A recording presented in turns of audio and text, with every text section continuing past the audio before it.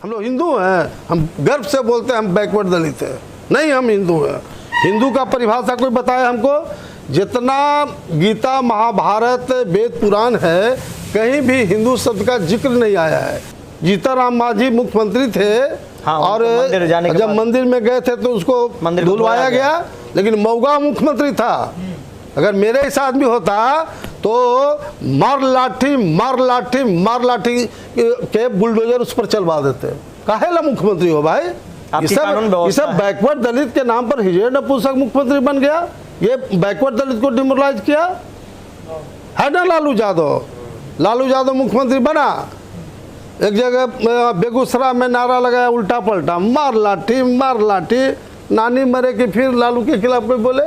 देश में सवर्ण समाज का 10% जनसंख्या है और उन्हें केंद्र सरकार ने 100% आरक्षण कर दिया 10%। देश में पिछड़ा वर्ग, पिछड़ी जाति का जनसंख्या 52%, फिर उसे सिर्फ 27% ही आरक्षण क्यों? सिर्फ मुसलमानों का आरक्षण नहीं हुआ है, मुसलमानों को आरक्षण से बिल्कुल दूर रखा गया है। वो जितना भी इसका आलोचना किया जाए कम हो। किया है क्या बीजेपी की सरकार? बोला था कि 15-15 लाख हर आदमी के पॉकेट में जाएगा, पहुंच गया 15-15 लाख। ये बीजेपी का बहुत बड़े बड़े नेता हैं, उनकी बेटियां जो है सो शादी किया है मुसलमान से। एक और मुसलमानों से नफरत करने की बात इन लोग करते हैं, उनकी बेटियां जो है शादी मुसलमान से की है। अभी हमारे साथ शोषित इंकलाब पार्टी के राष्ट्रीय अध्यक्ष व शहीद जगदेव सेना के अध्यक्ष व संयोजक नागमणि कुशवाहा जी हैं। वल्ली नागमणि, हाँ। क्यों नागमणि ना टाइटल? अब टाइटल से ना है ही नहीं मेरा कुशवाहा टाइटल। अच्छा, अपना बोल देता है, अलग है जी। तो नागमणि जी हैं। सर, जो नया पार्टी आपने बताया, नाम चूंकि उसका संशोधन हुआ, इसके विजन क्या होंगे? किन मुद्दों पर आप बिहार की जनता के बीच जा रहे हैं? मैंने शोषित इंकलाब पार्टी अंतिम रूप से बनाया हूँ इसलिए कि बिहार और देश की जितनी भी पॉलिटिकल पार्टियां हैं सब प्राइवेट कंपनी के रूप में काम कर रही है। जैसे प्राइवेट कंपनी में एक चेयरमैन होता है और दूसरा मैनेजिंग डायरेक्टर होता है, उसी तरह से अगर आप बीजेपी को लीजिए तो बीजेपी का में चेयरमैन है देश के प्रधानमंत्री और मैनेजिंग डायरेक्टर देश का होम मिनिस्टर है। ठीक है। दो के अलावा बीजेपी में किसी का वैल्यू नहीं है। ठीक है। हाँ। उसी तरह से कांग्रेस पार्टी को लीजिए, कांग्रेस में सोनिया गांधी चेयरमैन है जी, और मैनेजिंग डायरेक्टर उनका बेटा राहुल गांधी है। कांग्रेस में दो के अलावा किसी का वैल्यू है। उसी तरह से बिहार में आइए, राजद का चेयरमैन लालू यादव जी हैं और उनका बेटा तेजस्वी मैनेजिंग डायरेक्टर है। अच्छा। आरजेडी में लालू जी या तेजस्वी जी के अलावा किसी का वैल्यू है पार्टी में? जीरो। जेडीयू में फिर क्या? उसी तरह से जेडीयू में नीतीश कुमार चेयरमैन हैं और अब permanent managing director Lalan Singh बन गए। ये दो के अलावा जेडीयू में किसी का वैल्यू है? इसीलिए चूँकि मैं अमर शहीद जगदेव प्रसाद के खून से पैदा लिया हूँ, इसलिए हमने नई पार्टी बनाया हूँ जो बिल्कुल डेमोक्रेटिक पैटर्न पर काम करेगी, प्रजातांत्रिक तरीके से काम करेगी। आम जनता को की जो मुसीबतें हैं, आम जनता की जो समस्या है और आम लोग का की जो भावना है, उसके अनुकूल हम पार्टी में चलेंगे। यानी आपने बताया कि बाकी पार्टियों से आपकी पार्टी भिन्न होगी। राजनीतिक रूप से आप जो कहें कि लोकतांत्रिक मूल्यों की रक्षा करने के लिए आपने पार्टी बनाई है। छोटे छोटे पार्टियों की बात कर लेते हैं। बिहार में कई ऐसे पार्टियां हैं, चाहे पप्पू यादव की पार्टी हो, चाहे लोजपा के 2 फाड़ हो गए हो, या फिर नया जो जन सुराज की बात कही जा रही है, प्रशांत किशोर सामने आ रहे हैं, वो भी कह रहे हैं कि हम डेमोक्रेटिक रूप से जनता के बीच जाएंगे। एक और पुष्पम प्रिया दिखती है। क्या इन लोगों में भी लोकतांत्रिक चीज़ें दिखती हैं या फिर नहीं है? ये तो पूरे बिहार की जानती है कि पॉकेट वाला पार्टी लोग का है। ये सब पर ज़्यादा मेरा कमेंट्स नहीं है, लेकिन हम लोग ने पार्टी को लॉन्च किया 15 जून को। अब 15 जून को ही जो हमने धरना दिया है, ये देश में कोई पॉलिटिकल पार्टी और किसी संस्था ने उस पर ध्यान नहीं दिया।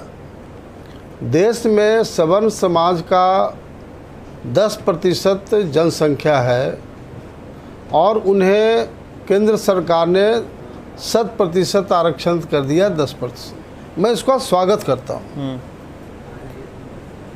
और एक अच्छी परिपाटी आई कि सवर्ण समाज को का जितना जनसंख्या था उतना उनको आरक्षण दे दिया गया।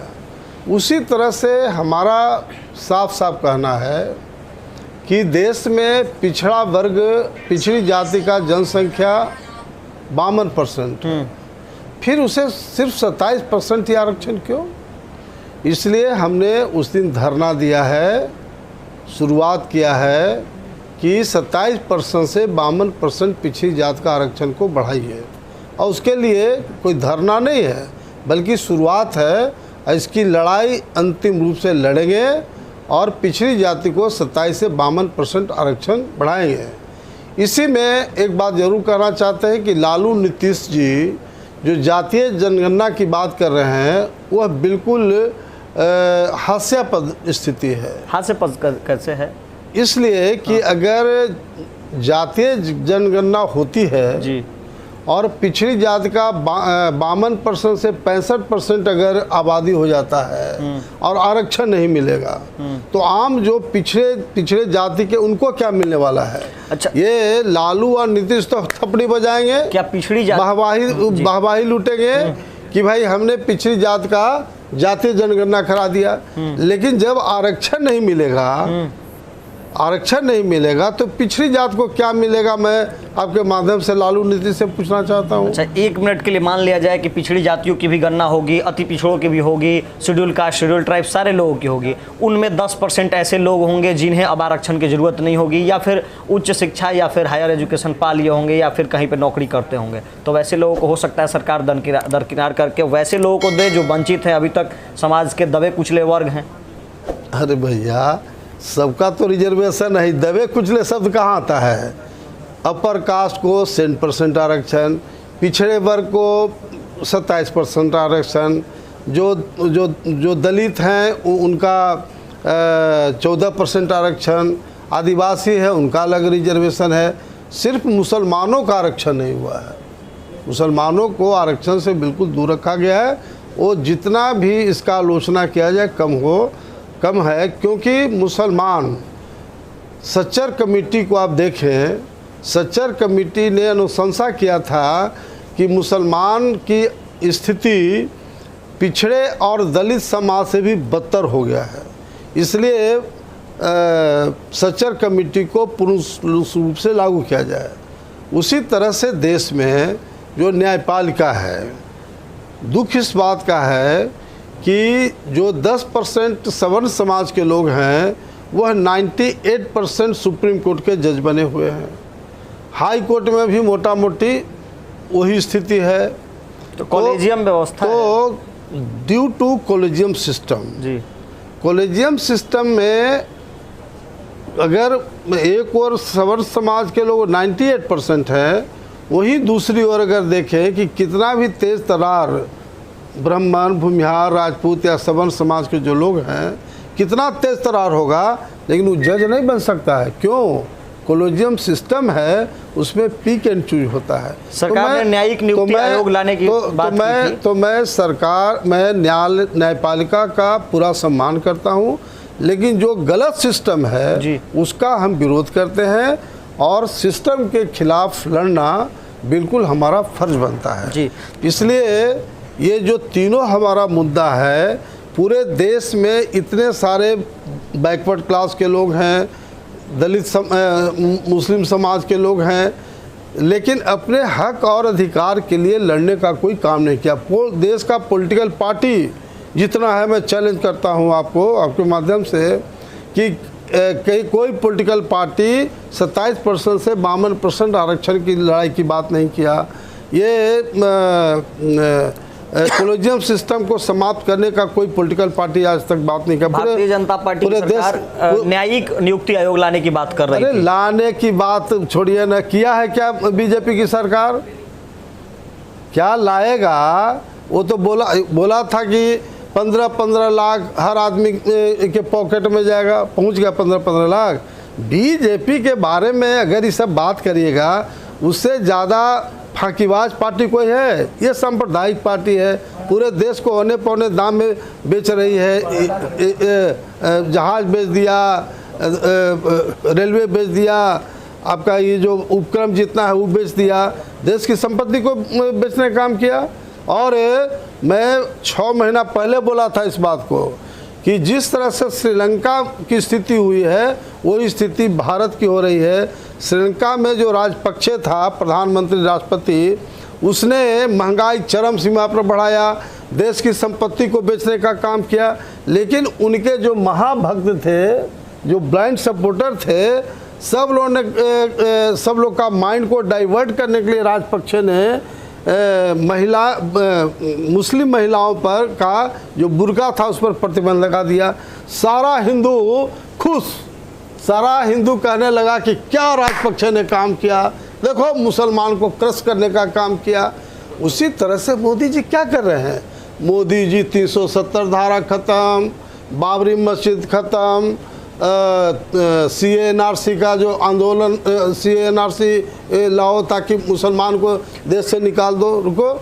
और बीजेपी सरकार और बीजेपी पार्टी सिर्फ हिंदू मुसलमान का नाम लेने के अलावा क्या कर रही है? वो सिर्फ हिंदुओं को, सो कॉल्ड हिंदुओं को, माइंड को महंगाई से डाइवर्ट करने के लिए, बेरोजगारी से डाइवर्ट करने के लिए ये हिंदू मुसलमान का नारा दे रहे हैं।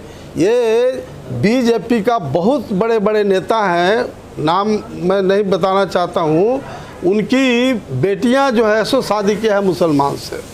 एक और मुसलमानों से नफरत करने की बात ये लोग करते हैं, उनकी बेटियां जो है शादी मुसलमान से की हैं। नकवी जी हैं, ये का नाम बिहार में जो इंडस्ट्री मिनिस्टर शाहनवाज हुसैन है, ऐसे लोग का क्या लोग शादी वैसे निजी? अरे निजी क्या बात होता है जी? वो ना शाहरुख खान वो सब तो फिल्मी हीरो है, यहाँ अरेंज मैरिज है। वो कोई उनकी बेटी भाग करके इन लोग से शादी नहीं किया, अरेंज मैरिज है। तो एक और हिंदू को बरगलाने के लिए हिंदू मुसलमान की बात करते हैं, दूसरी ओर जो है सो देश में बेरोजगारी चरम सीमा पर चला गया, भ्रष्टाचार चरम सीमा पर है, उसको दूर नहीं कर सकते हैं। तो ये सब टोटल बकवास है।